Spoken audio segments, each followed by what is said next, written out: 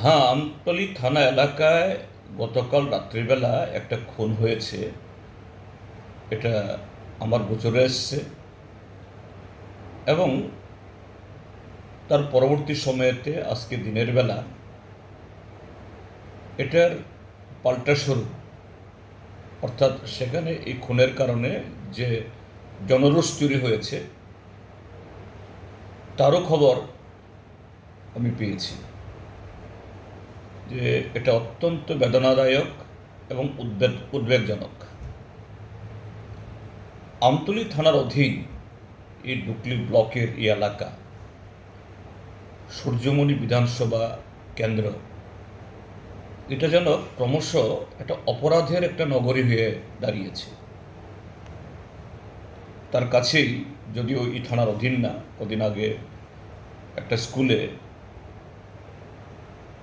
ওই আনন্দনগরে ক্লাস 8-এর একটা মেয়ে স্কুলের ভেতরেই ধর্ষিতা হয়েছে। যদিও ধর্ষণকারী ধরা পড়েছে, ভালো,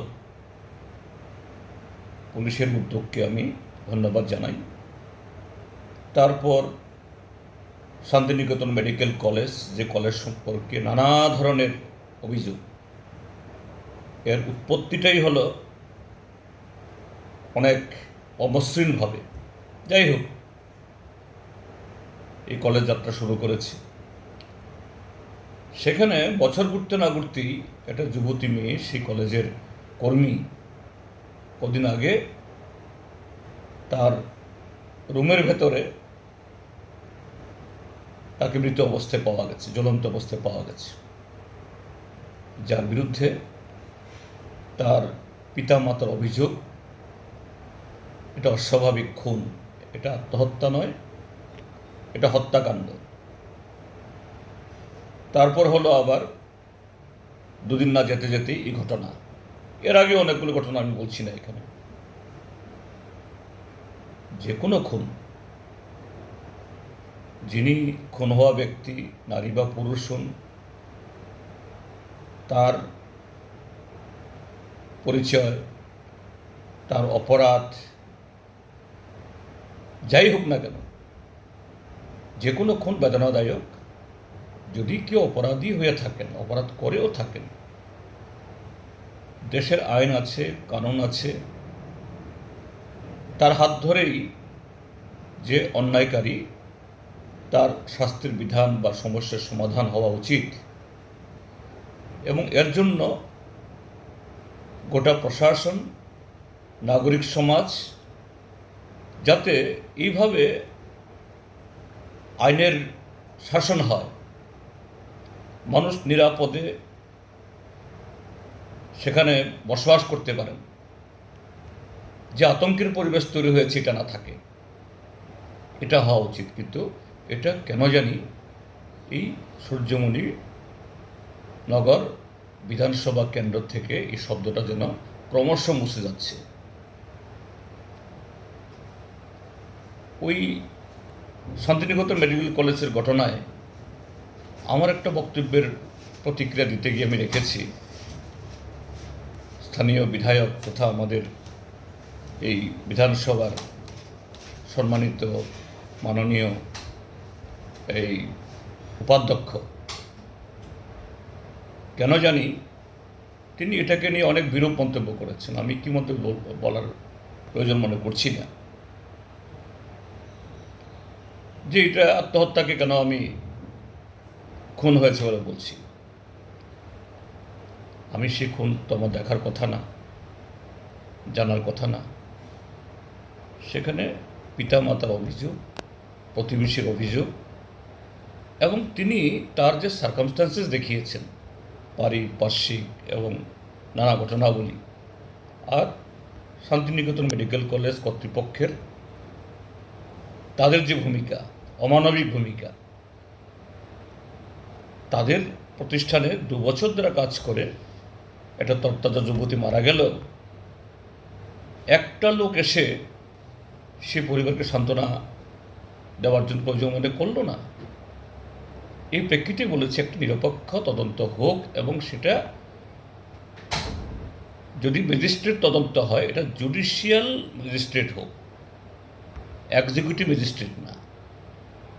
আর সরকার মানে আরক্ষা দপ্তর একটা পদস্থ এবং বিশেষ একটা টিম তৈরি করে তার তদন্ত করুন। তদন্ত করার পর যদি বের হয় যে না এটা আত্মহত্যাই, ঠিক আছে, কিন্তু সেখানে আমতলী থানার এসডিপিও বলে দিলেন এটা আত্মহত্যা তদন্ত শুরু হওয়ার আগে। এর দুদিন বাদেই আবার দেখা গেল সেখানে একজন মহিলা বাধাঘাট দশরথদেব স্টেডিয়ামের পাশে, তার উপরে আক্রমণ, আর তাকে বাঁচাতে এসে তার আত্মীয় পরিজন তাদের গাড়ি ঘোড়া সমস্ত তছনছ করে দিয়েছে, বাড়িঘর লুটপাট হয়েছে, বয়স্কা মহিলা, তার উপরেও দৈহিক নির্যাতন হয়েছে। এবং সেই ক্ষেত্রেতেও আমতলী থানার একজন মহিলা অফিসার, তার নেতৃত্বে এই হামলা হয়েছে। কি ঘটনা ঘটছে? এটা তো যে ত্রিপুরাজ্যের মধ্যে আইনের শাসন যে নেই, আর সে আইনের শাসনকে সম্পূর্ণ বৃদ্ধাঙ্গুষ্ঠ দেখানোর জন্য পুলিশের একটা ছোট্ট অংশ।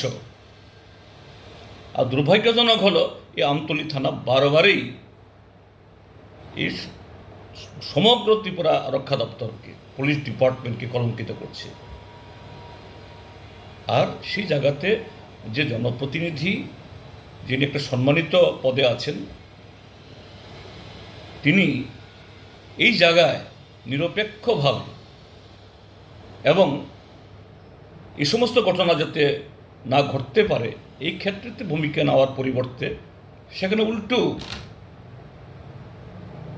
মানুষকে নানা রকমভাবে বাধ্য করাচ্ছেন নিজেদের ইচ্ছার বিরুদ্ধে তার বক্তব্যকে মান্যতা দেওয়ার জন্য, সেখানে শো অফ করতে, অর্থাৎ সেরকম প্রদর্শন করতে। এটাই হলো এই জাতীয় অপরাধের মূল কারণ। যাই হোক, আমি দেখেছি আজকে বিকালবেলা এই খুনি গ্রেপ্তার হয়েছে, তার বিচারও হবে।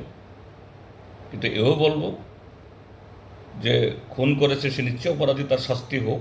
এই জন্য তার পরিবারের নির্দোষ লোকেদের উপর যেন অযথা এরকম কোনো ধরনের এই আক্রমণ নেমে না আসে এবং শান্তিপূর্ণভাবে সবাই বসবাস করতে পারে, সেদিক থেকে সরকার প্রশাসন, বিশেষ করে পুলিশ তার ভূমিকা নেবেন।